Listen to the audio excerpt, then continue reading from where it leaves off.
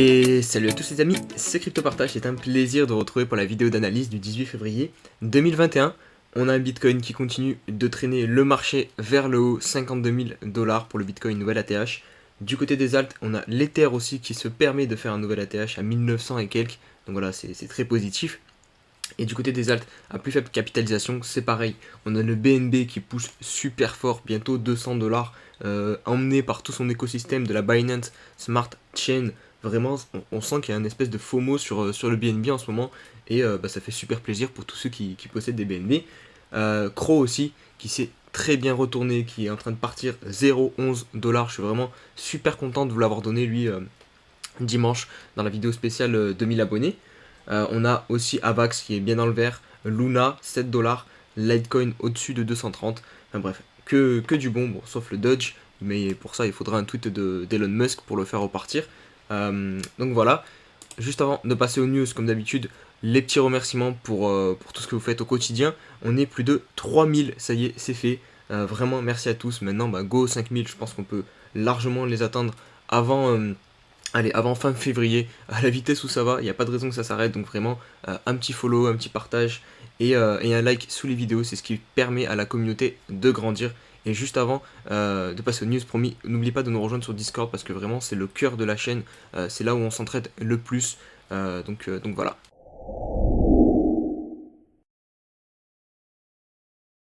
Allez, on débute les news avec l'Altcoin Season Index qui est à 67, plus haut que jamais dans cette phase de montée là qu'on a connue depuis la Bitcoin Season. Donc voilà, on sent bien de toute façon que les alts sont en train de pousser. Après, il faut se méfier maintenant, on s'approche de la fameuse zone de l'Altcoin Season qui représente une surchauffe en fait et un possible retournement des liquidités du coup vers le Bitcoin.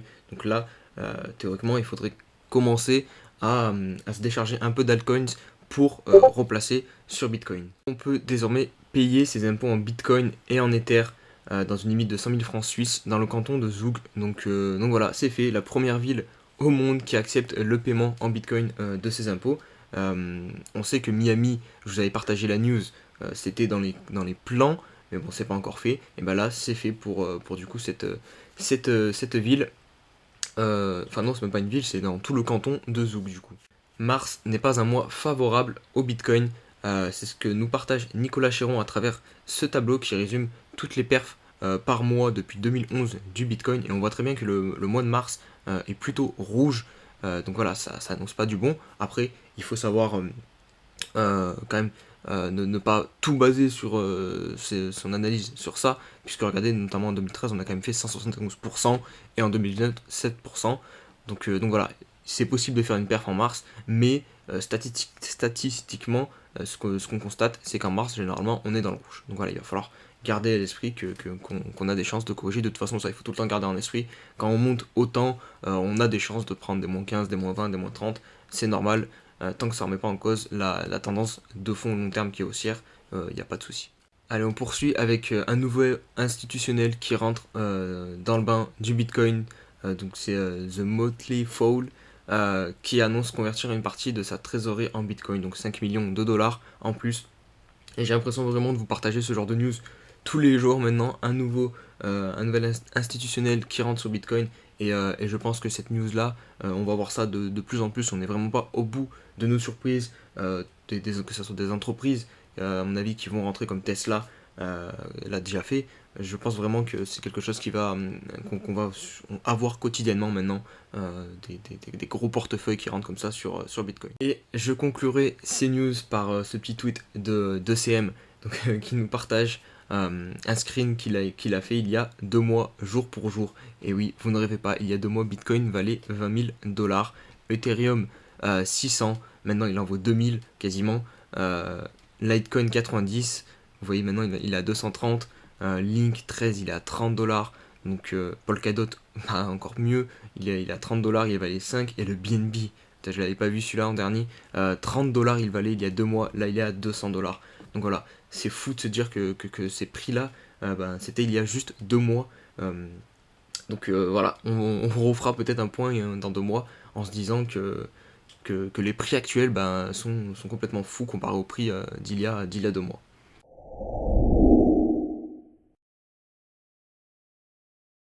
Allez, on débute par l'analyse du Bitcoin comme d'habitude en H4. Donc pour voir qu'on est sorti de ce biseau ici là en cassant cette oblique. On est venu chercher du coup le nouvel ATH à 52 600 dollars à peu près sur Bitstamp en tout cas. Et derrière, bah là on corrige, on revient, on est en train de venir rechercher du coup cette oblique qu'on a cassée ici. Attention du coup à ne pas la perdre, à ne pas s'enfoncer en dessous, sinon ça serait pas bon signe quand même au niveau du court terme. Je pense que si jamais on réintègre ce biseau, on pourrait déjà revenir chercher ici et ensuite revenir plus bas. Donc il faudrait là vraiment ne pas clôturer en dessous de cette oblique très clairement sur Bitcoin, sinon ça sentirait quand même pas très bon. Mais voilà, là on est sur un support qui nous a tenu ici, donc voilà, il n'y a pas de raison qu'on le perce. Surtout que je pense que là ça va pas mal FOMO, parce que le cap psychologique des 50 000 dollars c'était clairement quelque chose qu'il fallait passer. Maintenant qu'on l'a passé, j'ai du mal à penser qu'on va juste monter à 52 000 pour revenir s'enfoncer bien plus profondément derrière. Après, ce n'est que mon avis, que mon sentiment. Voilà, c'est ce que je pense. Après, à vous aussi d'avoir votre propre avis. Mais voilà, en tout cas, au niveau du MACD, on est toujours, les moyens mobiles sont toujours bien alignés, bullish. Donc voilà, il n'y a pas de raison pour l'instant d'inquiétude à avoir sur Bitcoin. Allez, on va débuter les alts par l'Ethereum, comme souvent, qui est venu du coup faire un nouvel ATH à 1920 dollars. En 4 heures, on voit du coup qu'on constate qu'on est dans un canal haussier avec ces deux obliques ici. Donc voilà, pas grand chose à dire. Après, comme d'hab, vous le savez, avec l'Ether, à court terme, je suis plutôt baissier. Mais force est de constater qu'il a encore envie de pousser, qu'il continue de gravir, certes très doucement, petit à petit, mais il continue de monter. Donc voilà, c'est bien la preuve qu'il faut aussi que ces analyses, il faut les prendre avec des pincettes et faire derrière sa propre analyse aussi, puisque ce ne sont que des probabilités et que c'est le marché à la fin qui décide où il veut aller tout simplement. Après voilà, là si on se met en daily, très rapidement aussi, on constate qu'on est dans un grand biseau, une figure qui est théoriquement cassée à la baisse. On voit que cette oblique là elle est vraiment très pertinente, à chaque fois on bute contre elle, donc vraiment ça c'est une oblique très très pertinente. Je sais pas si on va la casser, du coup personnellement je dirais pas tout de suite en tout cas, parce que vraiment au niveau là du RSI on peut paraît qu'on est en train de bloquer sur le niveau des 70 depuis un petit moment. On a un plafond en plus sur notre tête, le MACD a recross bearish en plus, donc en daily ça sent pas forcément très très bon. Là regardez, la clôture elle va peut-être se faire en dessous de celle où on avait fait la TH ici là, donc il faut se méfier. Et c'est surtout si on se met en weekly sur l'Ether, comme je vous le dis souvent, que c'est pas très très bon. On a un RSI à 90, donc ça c'est quand même pas mal haut. Donc voilà, je vois quand même une semaine au minimum de pause sur l'Ether arriver. Allez, on se retrouve sur Elrond, donc qui nous a fait une belle correction, enfin une belle, ça fait mal pour tous ceux qui sont rentrés dernièrement là. Et de toute façon, c'est pas faute de vous avoir prévenu ça, qu'on ne rentre pas sur des trucs comme ça qui explosent. Il faut attendre qu'il y ait des figures qui se construisent, et quand je parle de figures, c'est ça en fait, tout simplement une correction, une pause du marché. Parce que là, mine de rien, ça vous fait pour ceux qui sont rentrés par exemple au top à 220 dollars et qui se sont mangés la mèche là, sur Binance, la mèche de l'enfer, qui nous a fait un moins 70%. Je sais pas si vous vous rendez compte, c'est énormissime. Après, c'est pas surtout les exchanges qui a eu cette mèche, les autres c'est à peu près 100 dollars, mais ça vous fait quand même moins 50% que vous avez perdu en l'espace d'une ou deux journées. Donc voilà, c'est pour ça que c'est vraiment risqué de rentrer sur des actifs qui ont pris de tels pourcentages en quelques jours, quelques heures, des fois.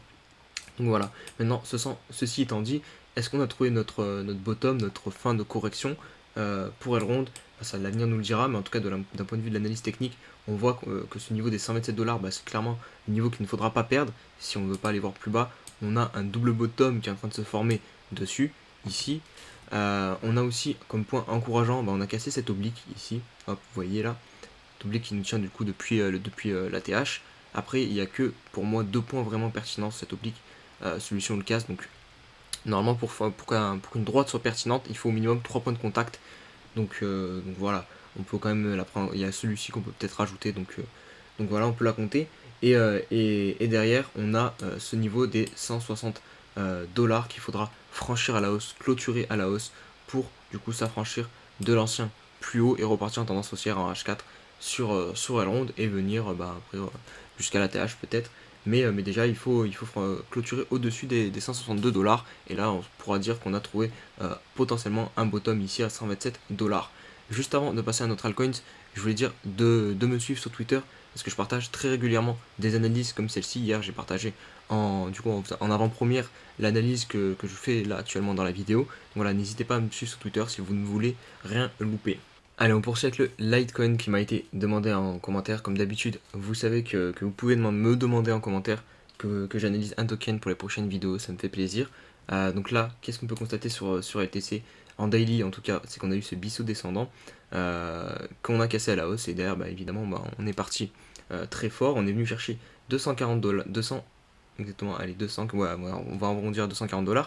Et c'est surtout en weekly que je trouve que Litecoin est très intéressant, moi, puisque regardez, il arrive à s'affranchir parfaitement de tous les niveaux de résistance qu'on pouvait avoir ici, cet ancien point haut.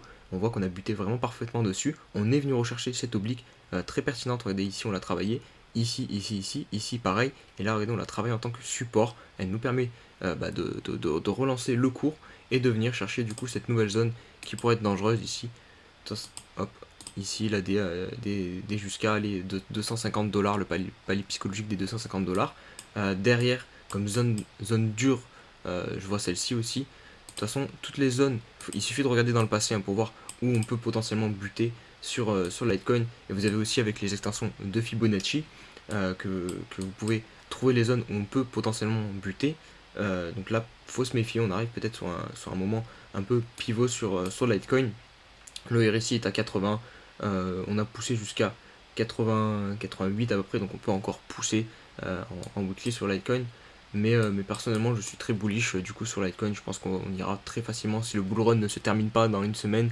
Chercher un minimum l'ATH à 420 $ sur LTC. Allez, on poursuit avec le GRT, donc The Graph, qui a une pattern un peu similaire à Elrond. Il est monté très très fort en quelques heures, jours. Et pour venir chercher les 2,90 $, derrière, il a corrigé très fortement aussi à 1,65 $. Mais on peut directement constater que le niveau psychologique des 2 $ fait bien support. Puisque regardez, à chaque fois on a clôturé en H4 parfaitement, c'est vraiment parfait sur ce niveau là, 1,95 exactement. Donc voilà, là en plus on constate pareil un W, donc ça c'est clairement une figure de retournement de tendance. Donc là vu qu'en H4 on est en tendance baissière, là on a une figure qui peut induire qu'on va se retourner et repartir en tendance haussière sur GRT. Donc ce qui peut être intéressant, c'est clairement payer les breakouts si on le réalise ici, si on clôture au-dessus des 2,43 sur GRT. Ça voudrait dire qu'on repart en tendance haussière en H4 et ça serait très bon signe. Donc voilà. Allez, on va faire très rapidement aussi le Bitcoin Cash parce qu'il m'a été beaucoup demandé en commentaire. Peut-être parce que du coup je l'ai donné dimanche dans ma vidéo des cryptos qui pouvaient potentiellement bien exploser rapidement. Et mon avis n'a pas changé sur Bitcoin Cash. Je vous ai dit que pour que mon plan s'annule et que je ne sois plus haussier sur Bitcoin Cash, il faudrait perdre cette trend haussière. Vous voyez bien qu'on en est loin, on peut même venir la chercher, c'est pas un problème, s'appuyer dessus. Là, on a juste une petite correction en daily, mais il fallait s'y attendre parce qu'on a quand même bien poussé la semaine dernière. Ça, je le savais. Je l'ai dit d'ailleurs dans ma vidéo quand je vous ai présenté la crypto. Donc voilà, maintenant au niveau moyen terme et même presque court terme, je pense que l'objectif 1 va être assez rapidement atteint sur Bitcoin Cash. Il n'y a pas de raison. On a clairement ici la confirmation haussière en quittant cette zone d'accumulation. Voilà, on l'a eu, hop, on est sorti. Hop, voilà, donc maintenant, pour moi, il faut aller chercher plus haut. Et le premier objectif, c'est ici à 1100 $. Et on va conclure par le jeton de crypto.com, le Crow, qui est en train de faire vraiment une belle perf depuis que j'en ai parlé dans ma vidéo dimanche. Je vous l'ai donné comme un altcoin qui pouvait très rapidement exploser. Regardez, on est sur un plus 100% depuis 2 semaines, donc c'est vraiment très très intéressant depuis qu'on a cassé cette oblique et qu'on est venu trouver ce support vraiment parfait à 0,5. Et regardez, si on met le retracement de Fibonacci, ça correspond pile poil au niveau 0,78, donc le dernier niveau qu'il ne fallait pas perdre, sinon là ça sentait vraiment pas bon pour Crow.